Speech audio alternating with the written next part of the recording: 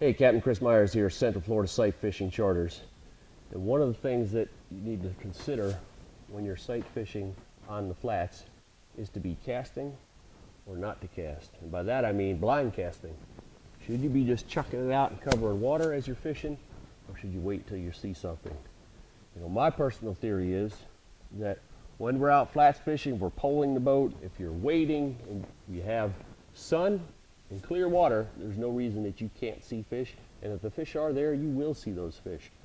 And when I'm looking, when I'm on a flat, covering water, poling the boat, using my trolling motor, waiting, if it's a nice day, I'm hunting fish, and I'm acting like I am a hunter. And by hunter, we want to be a sniper and not the machine gun hunter.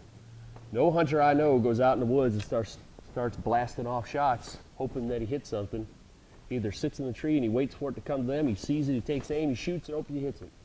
Or you're walking through the woods, you see it, you take aim, you try to make one good shot instead of 100 shots that you hope hit something. Same with duck hunting. You don't just sit in your blind blasting off shots all day hoping the duck flies by. You wait till you see one, you come up, you take aim, you try to hit it. We're up on the flats, we're snipers, we're hunters, we are hunting the fish.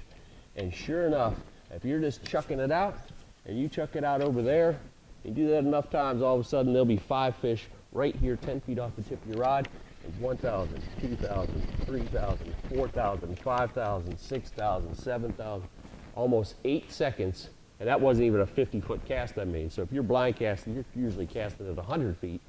You would have probably added on 3, 4 more seconds. We're at 10 seconds that you have to reel in and get to a fish that's 5, 10 feet off your rod tip. Almost never going to happen. You have to be ready, have to be able to put at that fish that quick. So the other thing you need to consider is as you're throwing it out, you have just as much chance in your blind cast of bringing the lure behind the fish, bringing it across his back, being near absolutely no fish. So it's really random. If you do it enough times and there's some fish around, will you eventually catch one? Yes. If you wait until you see fish and you're casting 2 fish that you see and you put that lure in front of them, every perfect cast doesn't get a bite, but certainly every cast that's nowhere near a fish doesn't get a bite. So let's at least see a target, put it to the target we see. It's one of the hardest things to get people to do that aren't used to it. Just stand there and wait. You have to be patient, but you got to be ready. You can't stand there like this, and then when you see the fish, come up, get ready. Again, we're hunters.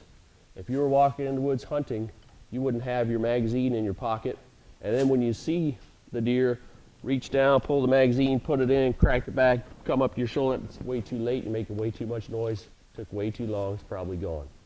You're going to have that figure next to the trigger, either safety off, or you just quick flick the safety off, come right on the trigger, bring it up and shoot, because you're going to be here like this. You're not going to have it slung across your back. So you've got to be ready when you're sight fishing. It's about speed and stealth, speed, accuracy, SSA, are the 3 most important factors when we're fishing out here in the flats. So if you're ready, you wait and you be a sniper and you pick your shots, you're going to get a lot more fish during the day.